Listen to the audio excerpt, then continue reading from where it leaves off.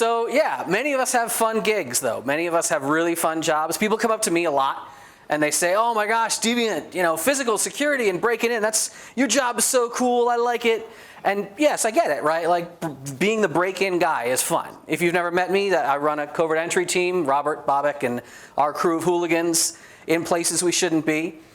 But the funny thing, people kind of romanticize this notion, like yes, our ops division does very dynamic door kicker stuff, but for this one scene here, and this was a photo shoot when an article came out about what we do, they were like, oh yeah, get some picks in your hands, right? And so like, I'm here picking a door. Now, everyone has said to me, I'm known as this lock picker, and like maybe I've taught some of you about lock picking. If you've ever seen like any of these animations that Tool has on all of our slides, like if you've ever learned how a lock works, and you say, oh, they're little pins and they bind, but they push up with a key, and if I don't have a key, like how do I get in the lock? Like I've taught about lock picking forever. And everyone thinks of me as this lock picker, and they say, oh yes, so like I'd love to have that job, man. Like that's, you know, you at a door at 2 in the morning with those picks out, I wish I could do that and get paid. Which again, like sure, that's fun. And I have picked locks to get into secured spaces. But this shit here, manipulating the pins with like pick tools, it's something like the 9th thing on the list of stuff we try to get into buildings. And this whole talk is not, this is like the last lock picking slide in the talk, because this is not a lock picking talk. I know, hooray is what I say, because I'm so tired, hey, you made it. I'm so tired of talking about lock picking. I love when someone new is learning it, right? And if someone's never done this and they get it, and it's this whoa moment, that's fun. But I gotta stop this illusion that we are picking lock. Like, how many times do you pick a door? You don't. Johnny, like fuck, yeah. Vince and you, like, you don't really pick doors. This shit is great. That's not what we do. So let's talk about how physical pen testers actually get into buildings, how real covert entry tends to work, and how you fix almost all of it. Dumb shit, right? Like right off the bat. I've legit knocked hinge pins out of doors. You just bang a hinge pin out, walk the door. I don't care how many locks are on the door. If you can walk that door away from the frame, walk in. This is a thing that you can do with like a nail or a nice little orange tool so you don't bust up your fingers. But again, like all these locks on the door, what you don't see are hinges. Hinges are on the outside of this door. This is an absolute method that gets you into places. And stupid easy to fix. I'm giving you like easy ones off the bat here. This is a security hinge. The door swings shut, little peg goes in a little hole. Doesn't matter if you bang the hinge pins out, you can't wrench that away from the door frame because the peg is in the hole. Like literally it puts a block from that attack. If you don't want to buy new hinges and rehang all your doors, I'm huge into recommending what are called jam pins. I don't sell any of this stuff. Like I know some of the firms that make it, but like brilliant idea. What are jam pins? You have a conventional hinge. Take out these 2 screws, replace them with jam pins. Take out these 2 screws, replace them with fuck all. You just made a security hinge and you didn't rehang your door. Like $2, I think. Brilliant kind of solutions. Easy stuff. Slipping latches and such. Like people see me like, oh, he's taking a tool out of his pocket. He's gonna open that door. What's he doing? I'm not taking picks out of my pocket. Most of the time, do we have sound, by the way? Oh, no sound. We're gonna need sound. Who's my sound guy back there? Let's see.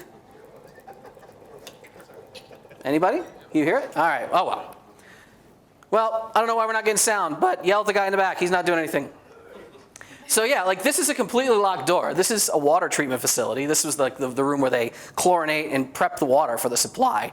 And I'm not picking the lock. I'm just attacking it with a little latch slipping tool. You should not be able to do this on most systems, right? Here's a door. There's some sound. There we go. Is there some sound? Can anyone in the back turn the sound the fuck up, please? There's a remote. Oh, wow. This is like Dad's living room remote. Way too many buttons. Is that a thing? Is that happening? I don't know. Whatever. All right. I don't care. I'm going to keep going. But yeah, like this little tool, this little stupid hook that we've been selling in our student kits, we give them to you, you give them to students. It's like a $5 part, and it gets through so many doors. What we're doing here, it's not that you can like reach the latch. Here's a latch you can't reach with a hook, because it's got that big plate over it, right? Get yourself a big piece of wire. Oops. The problem is not that you can touch or can't touch the latch. The problem in all these bits of footage here is that the latch is not installed properly. Latches in a modern environment should be what are called dead latches. In fact, this is a picture of a dead latch. Well, let's talk about what is a dead latch, what is not. Well, this is the latch, right? This is what goes into the strike plate, holds the door shut. If you lean on the door does not pop open. You might remember doors that only ever had this. This is what a door used to look like long time ago. And then all of a sudden you started getting this extra little button, sometimes called a guard bolt, sometimes called the dead latch plunger, has a lot of names. But that extra button that I will highlight in red here, that indicates that you have a dead latch mechanism. The dead latch plunger, or the guard bolt, many people only see it when the door is open. And it's not always in this configuration. Sometimes it's next to the latch. There's a lot of styles. No matter what style you have, you might not know, when the door shuts, that's supposed to be held back. It's supposed to be pressed back into the door by the strike plate. It's not supposed to pop out into the hole. If that is pressed back, that latch is now dead. You can't hook it, slip it, shim it, anything like that. That's how this is supposed to work. But the problem is door fitment. If you don't have the right hardware mounting and you don't have the door hung properly, we see this all the time on doors, man. We've got a nice door, properly locked, okay. This is a piece of trash, literally a piece of plastic garbage, shoved in, boom, server room. Look at the size of that strike plate hole. You could drive a truck into that. Why is it so huge? Is this the strike plate that came with this handle set? What do you think this is?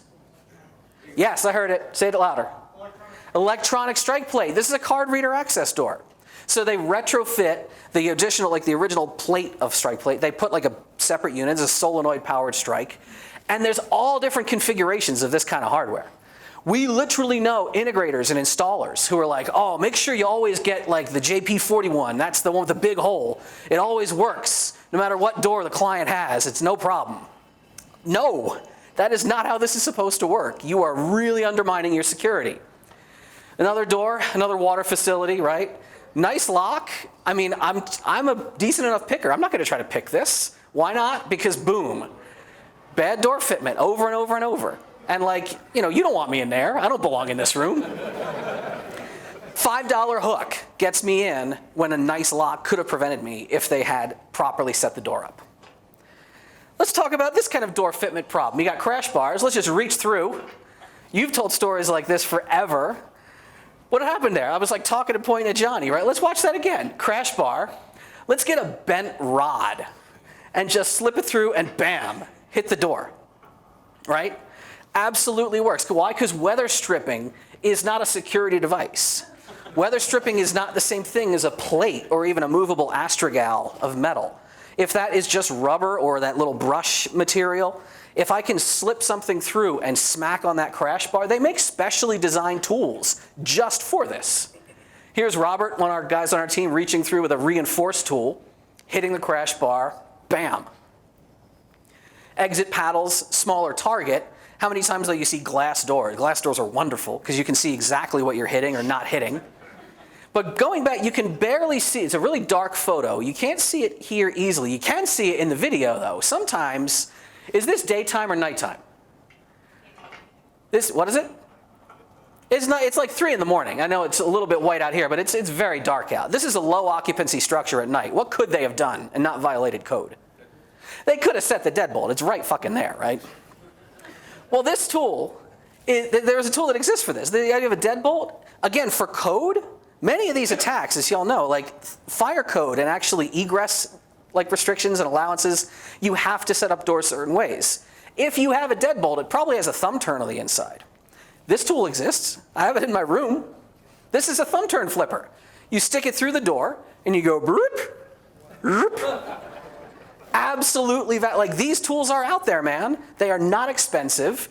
And again, here we have a nice. This is a classic California office building. Why? Because it has frameless glass doors. Oh my God, California, where the weather is so nice you don't care about insulation. Frameless glass doors everywhere. So yes, reach through with the tool. The hardest part was just getting it to stop slipping off. The knob was so tiny. But eventually, sure enough, you get it on there, you twist. It's just like a braided cable. attached to, it's not a sophisticated tool, right? But eventually, bam, well, that's open. Post office near where I live, you can see, like right on the other side of the door, I'm not going to go steal a bunch of mail or anything, but the gap is huge. You could get through there. Tesla dealership, of course it's California. Why? Because frameless glass doors, that's why. Middle of the night, no one around. I'm not saying I wanted to duplicate Tiger Team and like steal a car, but absolutely, like frameless glass doors, boom, thumb turns. That's the only thing preventing anyone from getting in here, and the gap is like a ½ inch wide. Talk about another gap problem. Here's a locked door. There's some noise. And then Dr. Tran comes through like ninja in a cloud of smoke. What happened there? Many of you know this one already, I hope. This is a lab where we do a lot of prototyping, and we just showed, like Bobbick in the hat just showed Ross, and Ross is like, hey, building owner, Evan, come here, I want to show you this thing I just learned. So you'll see he's trying to do something with a tool up in the top. Bobbick says, no, reposition it a little bit out here, and look through the glass, you'll see the same thing. You'll see this sort of cloud of vapor, and all of a sudden this locked door is no longer locked. Yay! Well, who knows what government, there's a very restricted government tool that they're using. I don't know if you can get it, like talk to someone you know who's kind of spooky. You can find out how to order this. It comes with a one-page, idiot-proof government instruction manual that says hold tool like this. So all you're doing if you invert one of these spray dusters, you're boiling off that R134A, essentially is what's in there, and you're creating this cold gas cloud. What's actually tripping? Many doors have sensors on the inside, especially electronic lock doors. They are called request to exit sensor. If you have a system where you badge in, but you don't have to badge out, you just walk to the door and just open it, you might not realize you have a request to exit sensor. You have, most of the time, a simple passive thermal sensor. It's not the only technology out there. It's far and away the most common one. And if you can get that sensor to trip, in this case, just by blowing a cloud of gas through the door unlocks. These are old tricks. You should know them. Dave, if you saw his keynote this morning, he's a big vape guy. He's a big e-cig guy. Oh, yeah. So he and Ben 10 recorded. This is one of the best videos ever of it. So like, I don't know if you sub-ohm your coils or something, because he makes this amazing cloud through there. But he's just listening to hear that solenoid, he's listening to hear it trigger, and when he knows that electromagnet is done, bam, door's unlocked. Boom, now unlocked. Yeah, Chris up here, I think he was like, hey Dave, you should try this on that door. This is totally we don't shit where we eat, right? This was the derby class, yeah. And like, I think eventually other people kept trying it until the point where there was staff in there, because it's like a staff area. And staff was like, what's the smoke coming through the door? They're like freaking out. I don't smoke, I do drink too much. My wife caught this video once. We're walking home from like a bar. This was late at night, this is a bank, the bank is closed. But I'm like, well, there is a rec sensor up there. And I had just kind of walked out of a bar with a drink. So I just spit that through the door, and like, that works. So yeah, man, passive infrared doesn't understand hot, cold, it just says different. Oh, different must be a human. This one up top here, the Honeywell passive infrared sensor, I guarantee you've seen it, or you've seen it rebranded and rebadged as somebody else's. Almost always white, sometimes you see them in black or beige. You will see that everywhere, all over the place. And why are they calibrated this way? Well, you don't want someone with a bunch of boxes to like bang into the door and fall over. These are tuned, and the installers mount them in a way to get the most wide spectrum hit, because they don't want to be called out repeatedly, hey, the rec sensor's not working, it's not picking us up, it's causing, Mary just fell down with her cane and her walker. The installer doesn't want that. Installers and integrators want to always have these things trip. So you're going to see that on a lot of doors because it's got really good coverage, and you're going to always see it open the door. What is this on the bottom though? That's your solution. GE is the only one I've ever seen that reasonably brings to market a dual technology rec sensor. Yes, it does passive infrared. It also does microwave radar. So it has to see some temperature change, and it also has to see something vaguely human-sized coming vaguely toward the door. We knew like Hactress 09 Val. Val actually, she'll put balloons through doors and blow them up and let them go, because the old trick with the PIRs, you usually just put them further away from the door. You just put them down the hall. And if I'm trying to gas the door, like I'm not hitting it. So her solution for that was like, like send balloons like blowing down the hall to try to trip them. GE's product will stop that. I don't work for GE. I'm not here shilling for like Mubix and his buddies. Mubix still with GE? I don't know. No? All right. But yeah, it's the only dual technology sensor that I've ever seen that's good for this. Also code. Let's talk about door handles. When's the last time you've seen a door knob, like in an office? You don't, because if someone like has reduced grip and tactile function, or what if someone doesn't have a hand? They need to be able to get in and out of the building, especially in emergencies. Lever-style door handles are the norm now. Well, inside, I mean, you see the front one facing me that's locked and has a, shitty little HID-prox reader. On the inside, there's also a lever handle, which many times that's going to be the case. There are tools like this that exist. This is an under-door tool. I'm doing a little show with a guy named Tyler Gray. He's like, well, show me this tool. And his cameraman is like, how would you get in here? And they expected me to do something at the door. They didn't realize I just knelt down and kind of banged the door open. And actually, it's funny. The cameraman was like, can you do that like again, like slower? That was way too fast. I didn't understand what was happening. Well, these are actual tools that we use on jobs. What we're doing with this tool, it's called an under-door tool. We're reaching a rod under the door. And because modern doors have those lever-style handles, they're really, really trivial to grab that handle and hit it on the inside. I'll show you a picture flipped around in a second. This is Robert, middle of the night, getting into a server room. People see this video and they see him crouched down like, oh, he's going to unscrew like with a multi-tool to get through that, crawl through the grate. No, he's not. He's going to lean his head into the door and just push it open. Because on the inside, we're just swinging a rod, pulling down on a line and yanking this handle. Absolutely works. Because when's the last time you've been in the server room and had to badge out? Some real secure facilities, maybe. Most of the time you hit the handle and you leave. There are solutions for this. There are what are called dynamic door bottoms. This little animation shows you a black plunger. If this black plunger gets pushed in, what happens? You'll see this bottom bar drops down. So when the door shuts, that bar drops down. Now, this is not a security product. This is like a heating and cooling insulation product. But the same principle applies to much more robust models. So a company called Pemco, P-E-M-K-O. Pemco makes the door bottom. Now they're sold by Assa Abloy. Big contoured floor plate, interlocks in this metal bar. And unless that plunger is relieved of its pressure, that door bottom is dropped down. You're not getting a tool underneath the door. Now, you might get something over the door. This is a video from Utah, a buddy of ours named the InfoSec Pope. He loves demoing this. All he uses is 35mm film. For the young kids in the room, film is what we used to take photographs with. But he literally just feeds a bow of film over the door, walks it over to the handle, and then pulls. And you might not do this as a user, but if you pull up on a handle, it's usually going to open the door. So pull, bam, that door's open. And I mean, Pemco makes the door bottom. I've never seen anyone sell the door topper. So like, what do you actually do to prevent this problem? Well, consider a shroud.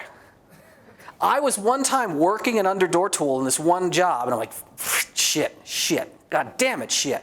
And I've like radioed to Robert, I'm like, Robert, get in here, can you? And Robert's trying, and he's like, son of a bitch. Bobbitt comes around from another building, and he throws a borescope under the door, and we're like, oh crap, what is that? And eventually, like with the borescope, we could kind of see and wiggle the tool, and we got it open. And I asked the client, I was like, man, that one door gave us freaking hell. Where did you get these things that you installed in the server room? And they're like, they were like on the building when we got here. I don't know what this used to be like a storeroom or something. These are like in Grainger catalogs. These are so carts don't crash into door handles. They're just shrouds for like protecting the door handle, not for like security. They're just so you don't bang into it with stuff. Brilliant, no money solution. If you've ever been in a hotel and you've seen the door handle mounted like down, who's seen this before? Hotels know about this, man. Hotels have had break-ins with under-door tools. They mount these handles down for a reason. This is one of my favorite pictures. RenderMan sent me this. And I've started to see hotels and other doors with these like little clips. I was like, I stayed in a hotel once for like a week in San Francisco on this job, and I'm, talking to the staff late at night, hanging out, bullshitting. I'm like, hey, so I gotta ask you. The freaking clip thing that looks very out of place on the doors, is that like under door tools? And the guy was like, oh yeah, we have people breaking into rooms and stuff. I was like, I gotta know where you get these. My clients because that would be a fucking nightmare trying to get an under door or over door attack. He's like, well, you know the closet in your bedroom with the slidey doors? Yeah, these are just those little feet that like you put in the carpet on slide, like literally at Home Depot, $4. If you don't care that it looks a little weird, put these on your server room door, man. It will completely frustrate the hell out of me. So I love this kind of thinking. I love weird and hilarious ways of getting in. And I've got because it's this crowd, I added some funny shit, right? Like stealing keys. You think we're above just outright stealing stuff. This was the security cart on a facility once. We just found it. And I was on a job with a guy. I was actually subbed in on a job. Had every effing key, like everything all over the building. And of course, like, yes, we stole it. I guess we're allowed to say, Jay wouldn't mind. I'm not gonna say who it was, but like eventually we just stole the cart and just drove it around. Because if you get to that point, I mean, you know, on jobs where you're like, you've gotten everything and there's still time and you call the client and you're like, so we're in everything. They haven't stopped us. Do you wanna start doing stupid shit? And the client's like, yeah, just push it. So yeah, we literally took this little golf carty thing and drove it around the parking lot until it ran out of juice. And we were like puttering back at like no miles per hour just to try to get it back to where we left it. So it looked really, and we're not in uniform. No one stopped us. But I love that like all the keys were there. Lock boxes, oh my God, talk about stealing keys. Stealing keys from a lockbox. These show up on a ton of buildings, possibly your buildings. If you have infrastructure like cell towers and stuff on high buildings and other contractors are coming in to service that gear, I bet you there's lock boxes somewhere that you might not even know about. There's 1, 2, 3, 4, 5, 6, 7 different people have to get into this building. I can't even think of that many cable and wireless providers. I don't know what's going on here. These kind of boxes. Oh my God, telephony boxes, right? This I just throw in because mostly, you know, Chris knows this guy in this slide. You guys, Dennis is a good cat, right? Dennis is standing next to a linear access control box. I am standing next to another brand called Door King. Let's talk about these two big players in the industry, just because this is stuff that's not usually in my slide deck. I just had to throw you some fun shit, right? Most of the stuff that cracks me up when it comes to stealing the key, like, I don't even think it counts as stealing in the instance of like linear. You got this nice lit up keypad, you got the little W grill. Linear boxes all have the same key. It used to be called the A126 key. It's not really, it's the 222343 key, but if you Google like linear key or linear 222343 or linear A126, you'll get this key. It's the same key on all the frickin' panels. It's not a restricted key or an expensive key, but it lets you do crap like this. So here we have a locked door. Now my wife is gonna enter through a different technique. Beep, whoops. This is actually the apartment where we've stuck Marcus Hutchins while he was waiting for trial, so we only got one key fob. We cloned it to her hand, so she could come and go and have an extra key. But now I don't have the key fob. The door is locked. So what can I do? Well, linear boxes are all keyed alike. A126 key, there's a little momentary switch and just boom, flip the relay. So that works. Same key on all these boxes, man. Absolutely. So yeah, Door King, the one I'm standing next to here, I personally think Door King has even more market penetration. Do they have the same key? Yes, they do. The 16120 key. It's been the Door King key, I think, since 1992. And it's never, like, I go to trade shows. I go to like the trade shows with all this gear, and the Door King booth is huge. And I just walk around and I like use my key and just open stuff and just walk away. Every few hours, just walk by the booth. This was like a giant parking gate arm, like a huge crash barrier thing. And it's, again, 16120 key. They're all the same key. Door King systems. Let's dive into this for a moment here. We got a lot going on here. All right? You can always, always, always tell a Door King system. Boom, boom, boom, AZ call. Those 3 huge buttons. You'll spot them a mile away. Now there's not just that. We clearly have HID procs going on here. We'll talk about electronic credentials. But let's get right into it, all right? Let's use our 16120 key. Look at all these electronicals. Well, there's a lot of stuff going on in there. We got a big bank of connections here.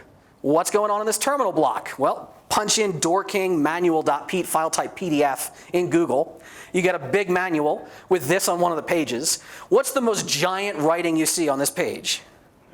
Relay 1, relay 2, those are the door relays right there. They're just dry contacts on the frickin' panel. So if you have like door relay 1, either normally open or normally closed, you can just bridge that circuit and like, whoop, boom, fire the relay, open the door. Fire relay 2, open that door. So in this case, do you see how this is wired, by the way? You can see one common, and you can see what? Normally open. So that tells you this is probably a solenoid-powered door lock. So normally there's no power. Put power just literally by bridging that with a piece of wire. The door suddenly is open. There's another useful feature, however, if you don't want to like carry around wire, and I'll show you what I carry around. Way up top, let's look at this, PSW function. What is PSW? Oh, it's Postal Switch. A closure between these terminals in the common will cause whatever relays are set up, however they're set up, to fire. How does this normally work? In fact, is the Postal Switch wired up? Yes, it is. It's right there, a little white and a little blue. Little white and blue that come down, you got these two bean connectors and they come somewhere else. Let's look all the way down in the front. Amazingly low tech. This is the Postal Switch right here. It's literally just a momentary. And on the front of the panel, you'll see they have these knockouts that you can just bang out a piece of metal and install your own lock. And the tail piece of that lock just comes around and hits the momentary switch.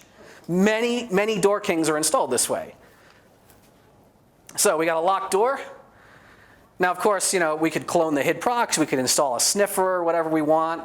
We don't really care what lock they're using for the Postal Switch, because it could be a good lock, it could be a bad lock, I don't give a damn, because I have the 16120 key. Oh no, oh laptop. Don't do things that laptops sometimes do. You're killing me. Who's pwning my laptop? So ultimately here, hopefully we can get it to play, because it's really hilarious. This is outside of like Romer's apartment, I think. We were in town for band practice, and you know, we called him up, he wasn't answering. Like, try Shaggy, he wasn't answering. And I was like, do you want me to just let us in? So, you know, we walked inside. So, you know, we have this Postal Switch. Let's see if my 16120 key works, if our video plays nice. Here we go. Momentary switch, fires, doors unlocked.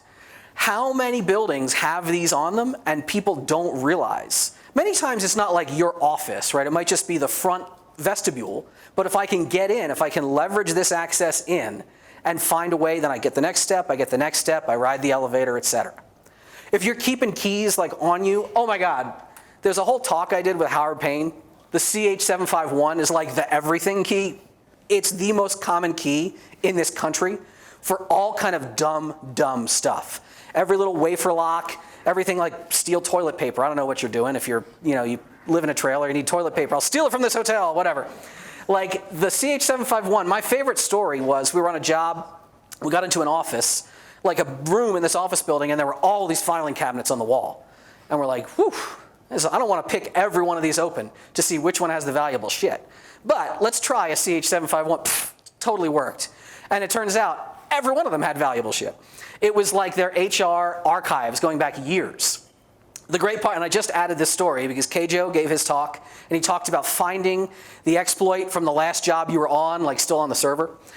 We found this, we showed the client, we're like, boy, these are really terrible filing cabinets, and you're leaving this around in a room that we just waltzed in. So the client was like, oh my God, we'll get on that. We were hired 7 months later to a different office, and we got into like another room, and we're like, whoa, look at all these filing cabinets. And we opened them, we're like, are these the same wow, these are the same filing cabinets. They had moved them from one office to another office, but didn't actually change them. So we had the same finding, just in a different state. CH751, all day long.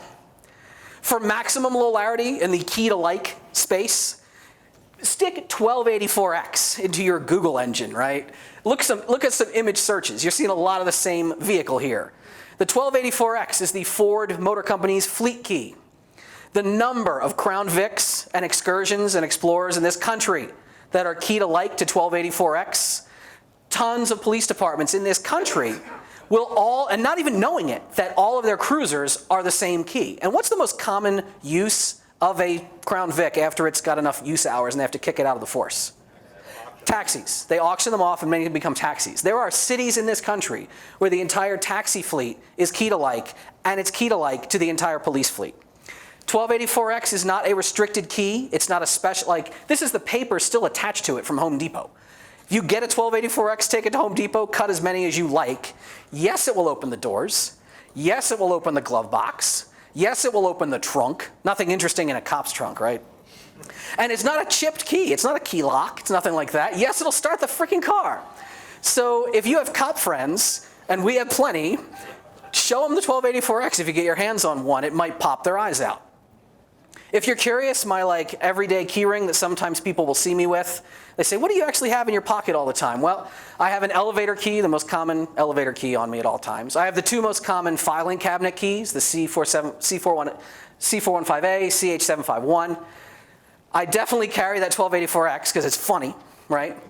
I have a couple jigglers, because why not? Little tiny jigglers that we make if I can't get through a simple shitty lock. This is my wire bridge when I'm attacking Door King and other boxes. It's just a paper clip that I burned the insulation off the tips and looped it around. Door King key, if you didn't get it earlier, is the 16120. Linear, the 222343, which is sometimes called A126. And a cuff key. That's my smash right there. That's like Deviant's devious key ring. Giving you pearls here. I don't think I've ever shown this slide before outside of our training, so woohoo, there you go. Because I love you, John Strand, and everyone else who invited me here. If you are not an electronic person, in fact, we were talking about this earlier, but where I hire people from.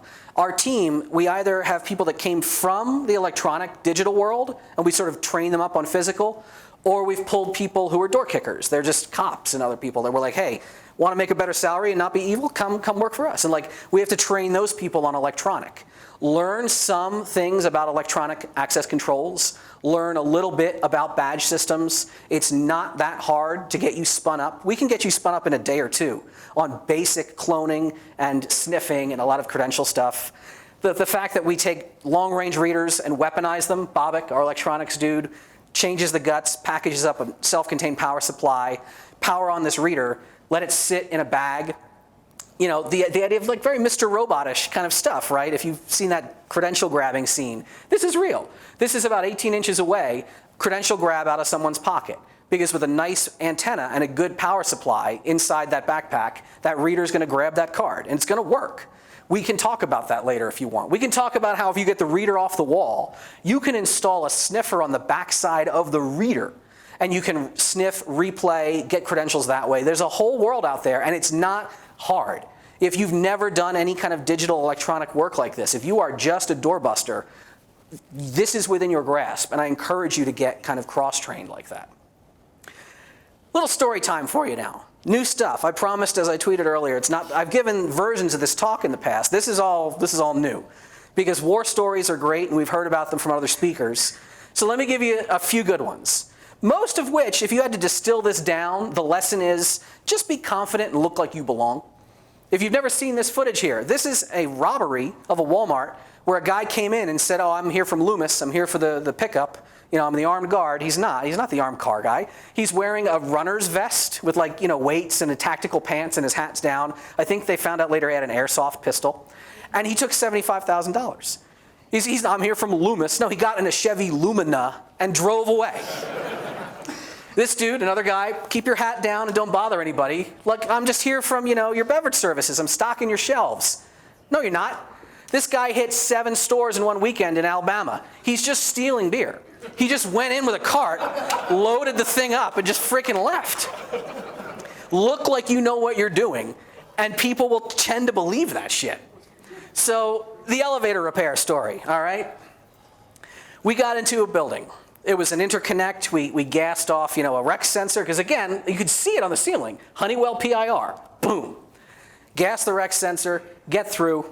Okay, we're in the building. Now, we've got to go. The first time you get in, you get that adrenaline rush. And I'm with somebody on this other job, another company we're partnered with. And this guy's like, man, where do we go? What do we do? I was like, calm down. I got an idea. Let's find the nearest elevator. We just got in an elevator. Okay. Why? Because I mocked myself up. I've got my little Otis badge. I've got my clipboard. I'm an elevator repair technician. Why not? You want another great tip from me to you? This is your cover story for being any elevator repair guy ever. Have a stupid clipboard and learn these 3 steps. You press that E-phone, somebody picks up. Many times it's a computer. If it's a human, hello, this is a test of the emergency phone in this elevator. Step 2, can you hear me clearly right now? Step 3, where am I calling from? And that last one flummoxes the hell out of people a lot of the time because they should be able to know where you are in event of emergency. You will sound like a legit elevator tech if you do that. You're not really breaking any laws. You're not causing any harm to the elevator. You can just sit there and just try elevator, try elevator phones. And just to get this dude to calm down, I was like, hey, just relax. Let's try some e-phones, man. So we're just being the elevator techs. And it turns out the third question really flummoxed somebody because it wasn't like a service that went out to Otis line. It was the front desk. And we wound up consistently hitting the front desk. And they're like, oh, is this another one of those elevator tests? Yeah, I don't know where you are, though. It just says extension 39. And I'm like, so you can't tell me where I'm calling from? They're like, I mean, you're in an elevator. I'm like, okay, sir, I'm going to have to write down that you don't know where I'm calling from. And it got them all panicked, right? Turns out the security guard was so flummoxed by not knowing where the elevator emergency was. I'm like, don't worry, sir, this is just a test. You're not at fault here. We just have to put this in the notes. That came into play later. So while we're in the elevator, the guy says to me, he's like, okay, so all we got to do is get the phone plug and deploy it. And oh, shit. Oh, man, I didn't grab it. I'm like, oh, you didn't grab the phone plug? Well, the hotel's like 10 minutes away. Just drive back and get it. I'll stay in the building, and I'll let you back in. He's like, okay, that sounds good. You're going to look okay? I'm like, dude, I got my metal clipboard. Like, come on. Who's going to mess with metal clipboard's great because you can hide a bunch of tool and gear in it and like all your stuff's in there. But the better thing about the elevator story is if you actually watch the elevator hacking talk, we have a lot of keys that do things. Well, my partner was back at the hotel, which was not going well. He was like, hey man, I got some delays here. I'm like, all right, I'll just hang out in an elevator. So I just disabled an elevator with my keys. I'm just in the elevator, just hanging out. Nothing. I'm like reading Twitter and stuff. Occasionally asking like, hey, how's that going at the hotel? Turns out what happened is his USB keyboard wasn't playing nice with the phone plug. He was hooked up to the hotel TV and he couldn't get so he had to use on-screen keyboard to like set up all the scripts and it was taking forever. And I'm like, dude, that's fine. I got Twitter. I'm fine. I'm just sitting in an elevator. Until I almost had a heart attack because I thought I heard someone banging on the elevator door. Because it's like you're camping in the woods. Like everything sounds loud in the woods when you're asleep. I thought someone was pounding on the elevator. I was like, oh my God, is there like a camera I didn't see? Is there security trying to kick their way in? I'm like, no, calm down. Calm down. It's 5:15. The cleaners are here. They're probably like Windexing the fingerprints off of the hoistway doors. I'm like, all right, calm down. Eventually the guy comes back and he's like, all right, let me in. I'm like, okay, I go to let it. It turns out it wasn't the cleaners. It turns out security had come by the elevator. Not because they thought I was in there. I had been in there so long that they had stuck a sign on the elevator that said, elevator out of order. Do not use this elevator. Use other side of building, which was great because when we came back in, my buddy and I, now we're the only people in the damn building, security came down a hall and saw us, saw my Otis badge and went, wow, you got here fast. And I was like, oh yeah, I got that you got that Otis Elite Care service. So like they dispatched us out here. I'm doing things with keys because clearly the elevator's working now that I turned it back on. But he was so thrilled. He's like, were you guys doing that elevator test earlier? I was like, no, that was the other team, but I heard you had some problems. But you know what? The elevator dispatcher is in this room. Can you let me in this room? And sure enough, the guard just like led us everywhere we wanted to go. Because who wouldn't want their elevators to run right? I'm the helpful elevator guy. I'm getting the light on time. I'll give you one more story. I got a couple more stories here, but how much time do we actually have? 5 or 10 minutes? 5? We can do another story and a half in 5. So the armed guard story is a good story. Most guards, a crapshoot. A lot of guards are undertrained. A lot of guards are third party. This was a guard desk that literally had no one at it. And one time I just sat there. I actually took the binder of keys and key cards and just kind of like spun around in the chair, just waiting for a guard to come up to see. I wanted to like know what the hell they would say. And it took so long that I just got up and left. Like the guard literally never showed. Armed guards are a different story. They're a little more mastered. They're a little better with interaction. And they're going to be more cautious. Now this was an instance where we needed electronic credentials. We really wanted to get in using a badge. And all the employees, like we couldn't get close to the employees at all. They were using a separate entrance. So like the vestibule was the only place we could get in. And during the day, the only people in the vestibule were the armed guards. This was a private development space. Well, we know how to do credential cloning, right? We have our gear. We have our long-range reader that you saw earlier, right?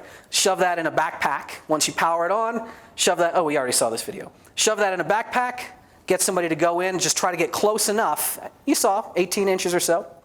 So when we said who's going to go in, right? Well, what does every guard, especially armed guards, kind of wish they want to be? Or maybe they're trying to be? They're trying to be cops, right?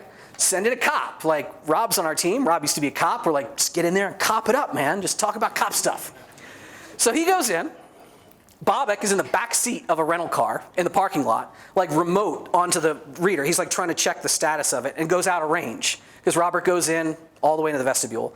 So Bobek's like, man, I really hope that reader's getting some credentials. And Robert's trying everything. Robert's like getting close, but they're armed guards. So they keep blading off every time he gets near them. At one point he put it like his bag on a counter and he was like asking the guard, he's like, hey, is this a good restaurant? I saw it on Yelp, trying to get the guard to like lean over the counter, wouldn't do it. So he keeps trying, getting nothing. Finally at the end of the and he's telling cop stories, right? So he's friendly with them. He's like, all right, well if he stays any longer, he's like, this is just weird. He's like, all right, fellas, I gotta go. All right, take it easy, man, it's nice meeting you. And the last guard, he just fucking surprise hugs him. And like, very, very Kennedy, he was like, make it a little weird. All right, brother, all right. And gets out of there. In the car, Bobek is in the back seat like, what did you do? I'm dying back here. He's like, well, here, check the logs, man. Bobek dumps the creds. He's like, you were in there 47 minutes, and you got one read. And that was it. But then who are we? We're the armed guard at that point. So you never know exactly what's going to work out for you in terms of getting in. I had one other story about, find me in the bar. I'll tell you about some other stuff. What I really wanted to get to, I'm going to quiz you at the end here. We got a little Q&A, and I promise I'm wrapping it up, right? So I hope you were paying attention, right? What kind of unit is this here? Door King. Why'd you know that? 3 fucking huge buttons. Who remembers the Door King key? 16120 key. Buy it online. What kind of unit is this? It's one of the ones we talked about. It has a little recessed lit keypad. Linear, absolutely. What's the linear key? A126, or technically 222343. Blurry dark picture, but who is it? Door King, exactly, 3 buttons. You can do this shit on Google Street View. We got a building here, let's zoom on in. You can't see it clearly, but you see a recessed lit keypad. What do you got? You got a linear, A126 key, absolutely. Let's look at this John over here, all right? Can't see it from here, but let's zoom in Google. What do you see? 3 giant freaking buttons, Door King, absolutely. Door King, we got a lot going on here. Let's talk about this. All right, first of all, we clearly got a Door King system. We're using, what key is the Door King key? 16120, go buy one. They're also using old school, fucking prehistoric HID procs. So ProxCard 2, they're using clonable credentials. You could sniff the back end of this because you could pop that circuit board open easily. They've got a ton of key boxes. This was for deliveries. I don't know if that was a CH751, but I'm sure I tried it in there. Little freaking, kitty access point in here. What is this one? Turns out it's also a key box. It's just a different key box. So we have multiple key boxes. We have a lock that we know the key for. We have a clonable cred. There's one more thing that you can also see in this picture. Can anyone tell what I would look for through the windows maybe? You can tell what elevator fixtures they have. So I know what elevator keys I'm going to need. So I can prep my story and I can bomb in there all equipped and ready to rock. So keep these kind of attacks in mind. Keep physical side in mind. Try it out. If you think it's all about lockpicking, you're not exactly right. Most of the time, we're just doing dumb stuff to bypass our way in. But I love sharing this, and I love trying to give a little, hope you got a couple of pearls in this one to make your jobs easier and your life better and my job harder. Because in the end, that's a win for me. Like, I like being the guy in the server room, but I also like telling people what they did right. And a lot of it's not hard to do. So thank you very much for listening, and I hope you enjoyed this.